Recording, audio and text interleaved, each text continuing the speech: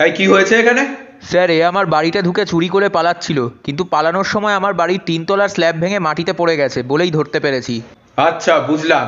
তা উনি ঠিক কি চুরি করে পালাচ্ছিলেন? স্যার, আমার মোবাইল ফোনটা। Mobile phone? আচ্ছা। তা শুধু ওনার মোবাইল ফোনটাই চুরি করলেন? সঙ্গে সঙ্গে তো ক্রেডিট কার্ড, ডেবিট কার্ড, ব্যাংকের পাসবুক, গয়নাগাটি এগুলোও তো চুরি করে পালাবেন নাকি? উনি হচ্ছেন এই এলাকার 1 নম্বর ধনী ব্যক্তি, জানেন? মানে আপনার কোনো বুদ্ধি নেই নাকি? এই বুদ্ধি নিয়ে চুরি করতে বেরিয়েছেন? আরে, আপনি এসব কি বলছেন? আপনি যদি বলেন তো আমি এক্ষুনি আমার লোক দিয়ে ওনার ক্রেডিট কার্ড, ডেবিট কার্ড আর বাকি যা যা জিনিস আছে সব নিয়ে আনার ব্যবস্থা করছি। একবার শুধু বলুন। আপনি পুলিশ হয়ে এভাবে চোরকে প্রশ্রয় এই চুপ! দিচ্ছেন? চোর চুরি করবে না তো কি করবে? চুরি করাটাই তো চোরের জব রোল নাকি, হ্যাঁ? আপনার একবার লজ্জা করলো না কম দামি সিমেন্ট দিয়ে ঘরে স্ল্যাব তৈরি করতে?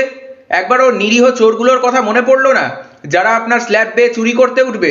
হ্যাঁ, মানে সত্যি, আরো চুরি করেছেন কেন উনি? আপনার বাড়িতেই কেন চুরি করতে এসছেন উনি এত বাড়ি থাকতে?